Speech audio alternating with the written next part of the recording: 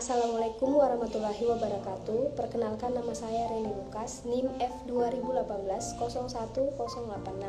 Saya mahasiswa dari Universitas Mandala Waluya Kendari, kelas B2 Farmasi.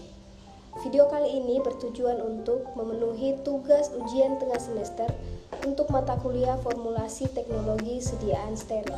Baiklah, untuk pembahasan pertama saya akan membahas sediaan parenteral, di mana sediaan parenteral adalah sediaan yang ditujukan untuk penyuntikan melalui kulit atau batas jaringan eksternal lain, di mana zat aktif yang diberikan dengan adanya gravitasi atau kekuatan mengalir langsung ke pembuluh darah, organ, atau jaringan. Untuk perbedaan sediaan parenteral volume besar dan sediaan parenteral volume kecil adalah di mana sediaan parenteral volume kecil diartikan sebagai obat steril yang dikemas dalam wadah di bawah 100 ml. Umumnya adalah sediaan injeksi. Sedangkan parenteral volume besar adalah sediaan cair steril yang mengandung obat yang dikemas dalam wadah 100 ml atau lebih dan ditujukan untuk manusia. Umumnya adalah sediaan infus. Untuk pemberian larutan secara intravena merupakan rute pemberian cairan obat dalam jumlah besar yang akan terdistribusi atau terdispersi dengan cepat pada keseluruhan tubuh agar dapat dicapai efek terapeutik.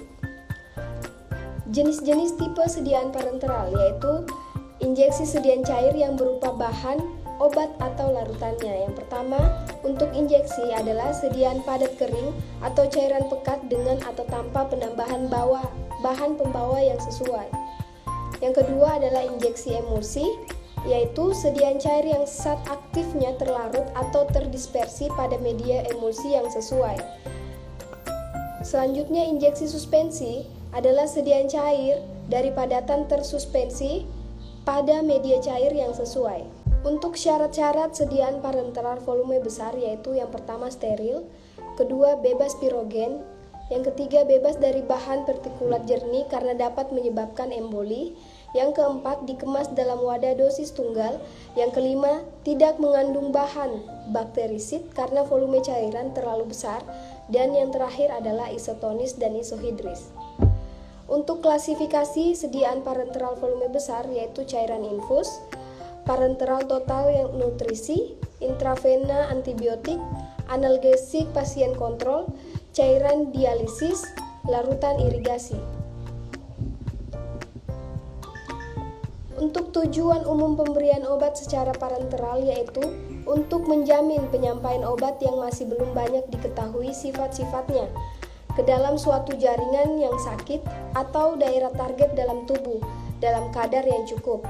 Khususnya jika diantisipasi bahwa senyawa obat yang bersangkutan sulit mencapai sasaran tersebut jika diberikan melalui rute yang lain. Sebagai contoh adalah pemberian obat secara injeksi intraventrikuler, di mana misalnya antibiotik dengan golongan aminoglikosida yang sulit menembus lapisan pembatas darah otak selaput otak dapat dilakukan pada pasien-pasien tertentu yang menderita radang selaput otak atau rongga otak akibat bakteri atau jamur. Tujuan yang kedua adalah untuk memungkinkan pengendalian langsung terhadap beberapa parameter farmakologi tertentu seperti waktu tunda, kadar puncak dalam darah, kadar dalam jaringan, dan lain-lain.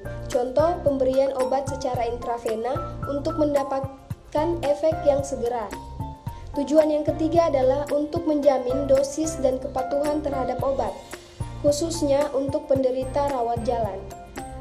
Yang keempat, untuk mendapatkan efek obat yang tidak mungkin dicapai melalui rute lain, mungkin karena obat tidak dapat diabsorpsi atau rusak oleh asam lambung atau enzim jika diberikan secara oral. Contohnya seperti insulin.